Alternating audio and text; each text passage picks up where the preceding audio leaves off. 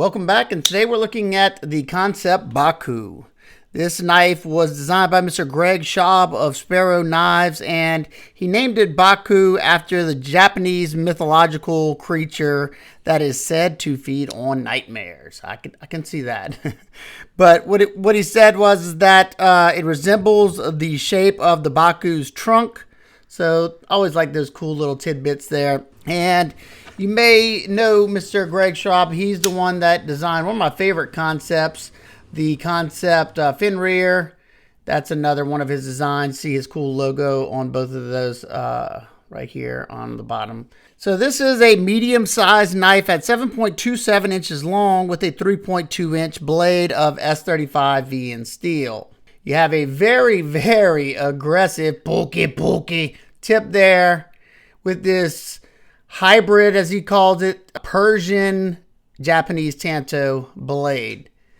Something that I'm definitely not familiar with, and I like getting these type of knives that kind of get me out of my comfort zone so I can test them and see. Sometimes they make believers out of me, you know, something that I didn't know existed, and sometimes I like it, sometimes I don't.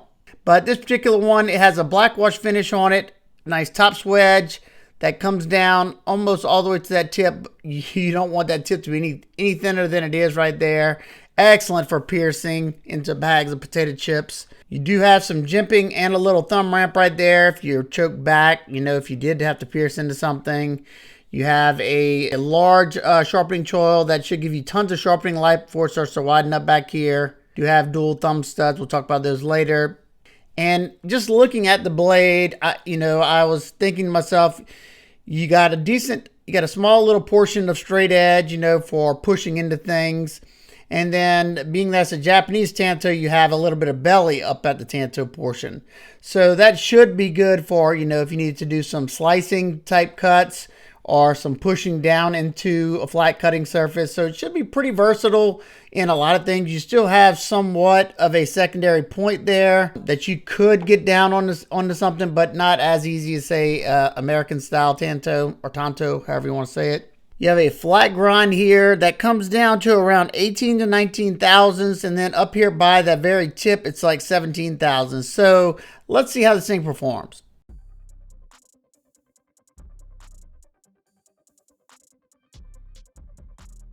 The knife came with a good edge out of box, and I was trying to do the longest cuts I could with the cardboard just because I'm not used to using a Japanese style tanto blade, especially a Persian Japanese tanto.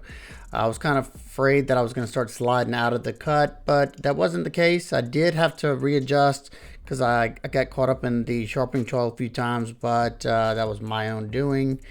But yeah, it performed a lot better than I expected with this at least, and definitely something you could definitely easily do, just as long as you're cognizant of where that sharpening choil is. Now we're going to test the ergos on this piece of pine, and I figured it would probably be really comfortable, just the shape of the handle and it's contoured. However, I started increasing more and more pressure into the wood, and I will say that I did start to feel the pocket clip a little bit, but it's very well contoured. I think it's just the thinness of the handle scales. Is this something you could be doing, like putting tons and tons of pressure downward on the knife? Probably not. And it wasn't terrible or anything, just something that I noticed I was able to feel. But I think it did really good, for the type of blade design it is. And now we move to the 1/2-inch sisal rope. And this is where I was kind of surprised, and that's what's fun whenever I do these knives that aren't really my style. I was really shocked to see how that curved belly on this Japanese tanto plays very well when cutting on a flat surface, because I'm able to push it down if I want. I could do a sawing motion, like slicing motion into it, and it was rather easy. It had decent bite to it, because the closer you get to that tip is thin. So I'm trying both the secondary point, or it's kind of a point. It's not like the same on a American style where you have a really distinctive secondary point, but enough. And I'm trying to use the belly, just trying to see what feels the best, and they all work fairly well.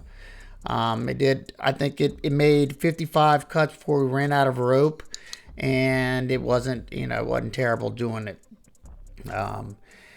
I was kind of, like I said, I was kind of nervous because the blade shape's just a little, unique to my liking, and I haven't tested that many of these Japanese tantos on the channel yet. So not bad at all.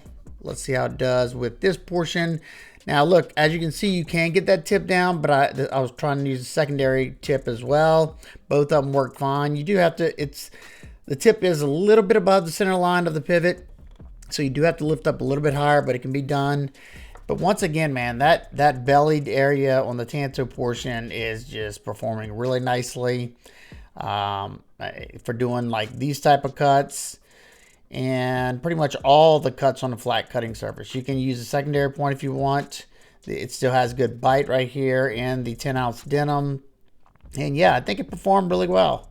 I'll probably put my own edge on it after. They always seem to perform a lot better once I do that. And yeah, if y'all have any questions about that, feel free to ask, and I'll test the edge after all this is done. All right, let's test that edge after all the cutting. Yeah. Even in that tanto area is still pretty good. It's got little small, nothing that I can really feel. Maybe a little small dull spot, but yeah, I'll go with that. All right, let's take a look at the deployment and the action of the knife. You have thumb studs and a flipper tab. Flipper tab does have jimping there, and I like the way that's set up. So you can do a light switch. It comes out nice and fast. If you want to do a push button, it comes out a little bit faster. It is riding on ceramic bearings with a ceramic detent ball. And the thumb studs are placed well. Easy to flick it, and I can still reverse flick it as well. Let's see, can I? Yep, I can slow roll it also. So both deployment methods are dialed in nicely. The detent is perfect. It's not too strong. It's not too weak. It's good for both methods. Now let's take a look at the handle area. There's other options, but this one has black wash titanium with this beautiful white, what is it, Arctic Storm, fat carbon it looks like. Seamless. No high spots. I don't see any gaps anywhere. Very well done. And there's tons of different inlay options. You have a Torx T8 for the pivot. And we all know that Kansept won't do T8 for the body screws. So you have T6 for the body screws. You have a blind screwed, contoured pocket clip, titanium pocket clip. That looks very nice. It goes with the lines of the knife. You have a titanium backspacer that comes up about a little bit over half the knife. Let's see, can I touch that? I can't touch the blade in the closed position at all. You have a little bit of gearing on the back portion along with a lanyard hole that's integrated into that backspacer. There is no internal milling in there besides the milling for the carbon fiber, as you can see. And they have a partial liner. This is a inset liner lock, which is cool to see. I'm happy that they went with liner lock, especially on this one, because he was able to keep it all slim in this dimension and slim in this dimension. And a huge plus as far as the flipper goes, you don't have to worry about putting your finger on a lock bar. So excellent. Hopefully they do more of these. Now that is a stainless steel liner, which I don't really care about that, because that way you don't even have to have an insert. It's steel on steel there, so you don't have to worry about that. Now it would have maybe lightened it up a little bit. Now that is a partial inset liner. Weight in grams is 95.1 grams or 3.35 ounces. Your lockup is sitting at, I'd say, at around 40 to 50% or so. Solid, no movement up or down, left or right. The access to that lock bar is okay. It's not my favorite. As you can see, it's flush with the show side scale. They do have a small chamfer right here, but it's still not the easiest to get my thumb in there. It's not terrible by any means. I can use the fat of my thumb rather easily, so it's just a nitpick. Size comparison with the Spyderco PM2 and Para 3. It's a little bit bigger than the Para 3. Ontario Wrap 1 and 2. Lastly, we have the Kansept Fenrir and the CJRB Reverse Tanto Pyrite. It's identical in length to the Pyrite. Now for my nitpicks complaints, I would have loved to see T8 hardware throughout, but we know Kansept doesn't like to do that. I would have liked to see this inlay on both sides, especially being this is a liner lock. They could have definitely done that without any problem. And it's not tapped for lefties, unfortunately, and I would love to have seen this access a little bit better, but that's just a nitpick. All of those are nitpicks. It's not really that big of a deal.